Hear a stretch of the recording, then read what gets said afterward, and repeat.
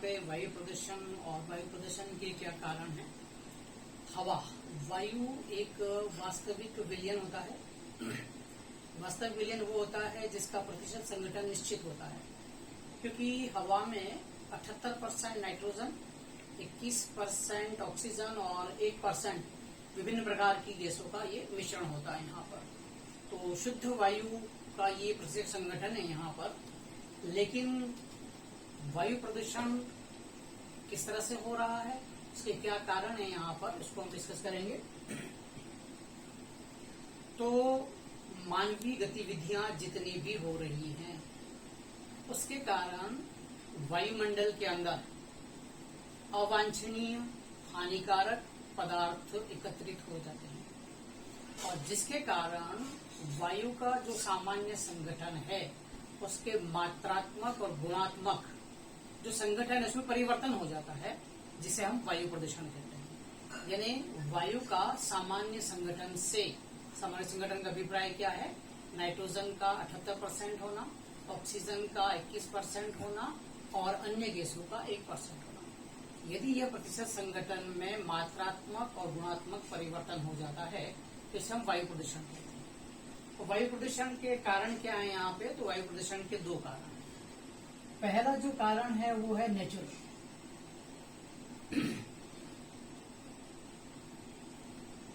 प्राकृतिक कारण। जिन देशों में और जहां जहां ज्वालामुखी का विस्फोट होता है उसमें विशाल मात्रा में धुआं निकलता है। इसके अतिरिक्त विभिन्न प्रकार की गैसें निकलती हैं, इसके अंदर राख निकलती है और चट्टानों के टुकड़े जो निकलते हैं ये हमारे वायुमंडल में प्रवेश कर जाते हैं, और इनके वायुमंडल में प्रवेश करने से यहाँ पर वायु प्रदूषण की मात्रा में वृद्धि होती है। इसके अतिरिक्त जब कभी भी जंगलों में, वनों में किसी कारण से आग लग जाती है तो वनों में लगने वाली आग के कारण उठने वाला धुआं और जो राख है उसके प्रदूषित कण है वायुमंडल में फैल जाते हैं, जिसके कारण वायु प्रदूषण होता है। यहाँ पर समय समय पर आने वाले तूफान, चक्रवात, बवंडर, आंधी, तूफान, ये जब कभी भी आते हैं तो अपने साथ में धूल, मिट्टी आदि के कणों को लेकर के उड़ते हैं।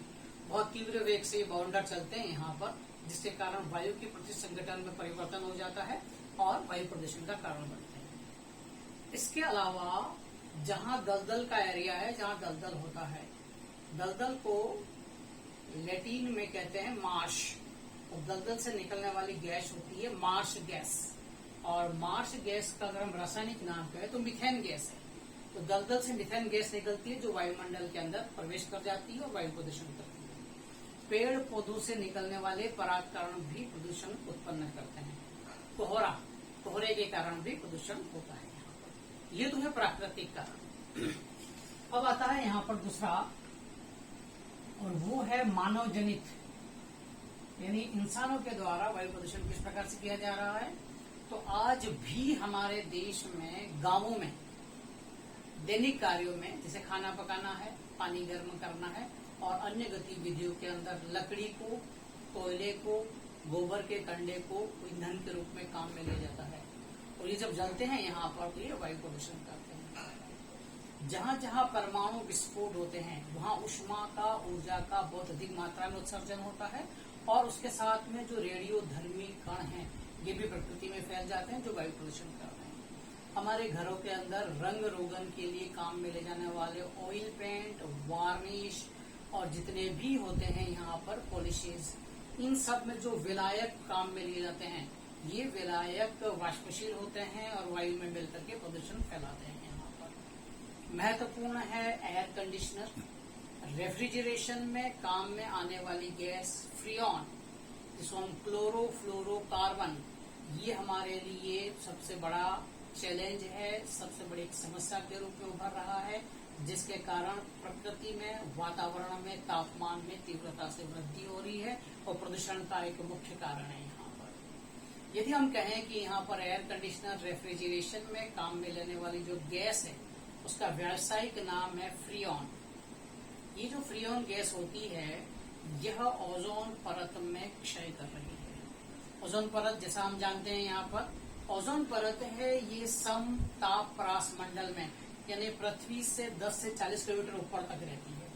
और ये जो ओजोन परत है उसका मुख्य कार्य ये है कि सूर्य से प्रकाश से आने वाली जो हानिकारक पराबैंगनी किरणें हैं उनको रोक लेती है।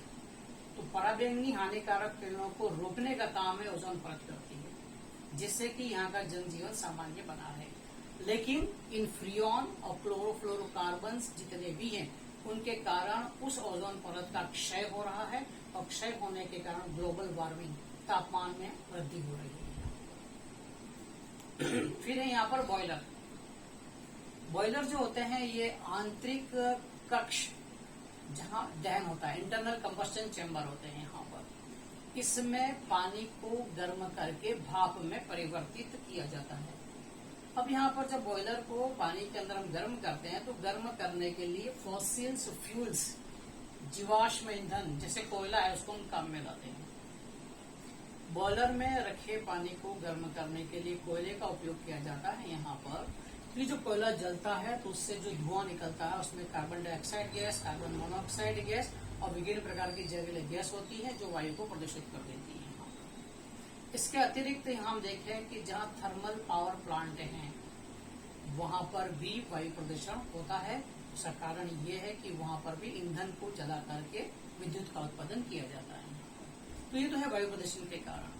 अब वायु प्रदूषण के अंदर जो अति सूक्ष्म कण होते हैं, इन अति सूक्ष्म कणों को कैसे पृथक किया जाए, यानी वायु प्रदूषण में अति सूक्ष्म कणों को नियंत्रित करने के क्या उपाय हैं। तो उसके अंदर नियंत्रित करने के 3 उपाय यहाँ पर। पहला है वो है बैग फिल्टर, दूसरा है यहाँ पर चक्रवात धूल संचयित्र और जो तीसरा है यहाँ पर वो है स्थिर वैद्युत अवक्षेपण। तो मैं पहले की बात कर रहा हूँ, जैसा आप देख रहे हैं यहाँ पर बैग फिल्टर है, यह मल्टीपर्पज है, यानी इसके 2 काम है यहाँ पर। ये वायु प्रदूषण को नियंत्रित करता है, लेकिन ये धूल संग्राहक यंत्र भी है, यानी डस्ट कलेक्ट करता है यहाँ पर। यानी बैग फिल्टर वायु नियंत्रण एवं धूल संग्राहक यंत्र है। यह मुख्यतः जहां पावर प्लांट है, विद्युत संयंत्र, जहां पर स्टील मिल है, जहां पर रासायनिक उत्पाद हैं, केमिकल प्रोड्यूसर, वहां पर वायु को नियंत्रित करने के लिए उपयोग में लिए जाते हैं।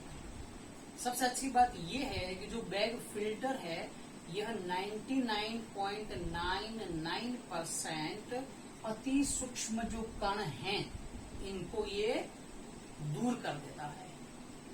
इसमें क्या होता है, जैसा आप देख रहे हैं यहाँ से इस तरह का ये है, इसका डायग्राम है।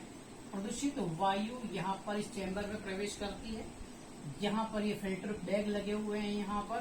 तो जैसे ही प्रदूषित वायु इसके अंदर प्रवेश करेगी तो जैसे ऊपर उठती है यहाँ पर, तो जो भारी कण होते हैं वो नीचे गिर जाते हैं और जो अति सूक्ष्म कण हैं यह फिल्टर बैग में एकत्रित होते रहते हैं यहाँ पर।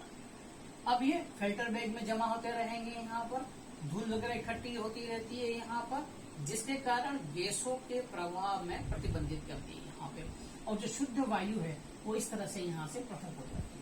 तो इस प्रकार से हम फिल्टर बैग के द्वारा अति सूक्ष्म कणों को हम पृथक कर सकते हैं। अब हम दूसरा देखेंगे। अति सूक्ष्म कणों को नियंत्रित करने के उपाय में दूसरा है चक्रवात धूल संचयित्र। ये जो चक्रवात धूल संचयित्र है यह जड़ता के नियम पर, इनर्शिया पर आधारित है। यहाँ पर ये अति सूक्ष्म कणों को पृथक करने का एक अच्छा माध्यम है। यहाँ पर ये इसके अंदर जो गैसों के बहने की दिशा है उसमें परिवर्तन करके जो प्रदूषित कण है उन्हें उच्च संवेग के कारण पृथक कर दिया जाता है। जैसा आप देख रहे हैं यहाँ पर इसके अंदर एक बेलनाकार पात्र होता है, इसमें उच्च गति की वायु को इस बेलनाकार पात्र के अंदर प्रवेश करवाया जाता है। यह जो वायु है वो इसके अंदर सर्पिल आकार के अंदर गति करती है, जिसे चक्रवात कहते हैं। जो चक्रवात होता है वो इसके कंटेनर के इस पात्र के बेलनाकार पात्र के चौड़े भाग में बनता है। केंद्र के माध्यम से वायु के सीधे बहने से पहले और प्रारंभ से लेकर अंत तक ये जो हवा है, प्रदूषित हवा है, यह कुंडलीनुमा आकार में, सर्पिल आकार में गति करती है, जिसके कारण बहुत अधिक इनर्शिया की आवश्यकता होती है, बहुत अधिक जड़ता की आवश्यकता होती है, जिसके कारण प्रदूषित कण है वो इससे पृथक हो जाते हैं। इस प्रकार हम धूल संचयित्र से हम यहाँ पर ये कणों को हम पृथक कर लेते हैं। तीसरा है हमारे पास में स्थिर विद्युत अवक्षेपण। स्थिर विद्युत अवक्षेपण की विधि औद्योगिक क्षेत्रों में कारगर होती है। औद्योगिक क्षेत्र की चिमनियों से निकलने वाला जो धुआं होता है, यह विभिन्न प्रकार की जहरीली गैस और कार्बन कणों का कोलाइडी विलयन होता है। तो ये जो धुआं है उसमें ऋण आवेशित कोलाइडी कण इसके अंदर रहते हैं। तो चिमनी से निकलने वाले धुएं को इस स्थिर विद्युत अवक्षेपक के अंदर प्रवेशित करवाया जाता है। इसके अंदर उच्च विभव स्रोत से जुड़ी हुई एनोड की प्लेट्स लगी रहती हैं यहाँ पर। तो जैसे ही ऋणावेशित कण युक्त प्रदूषित धुआं इस अवक्षेपक के अंदर प्रवेश करता है तो उच्च विभव स्रोत से जुड़े एनोड के संपर्क में आते हैं। विपरीत आवेश एक दूसरे के संपर्क में आने पर इनका स्कंदन हो जाता है, अवक्षेपण हो जाता है और जितने भी प्रदूषित कण हैं वो इस टावर के अंदर नीचे गिर जाते हैं और शुद्ध वायु यहाँ से पृथक हो जाती है। तो इस प्रकार से हम यहाँ पे वायु प्रदूषण में उपस्थित जो अति सूक्ष्म कण है उनको हम पृथक कर सकते हैं।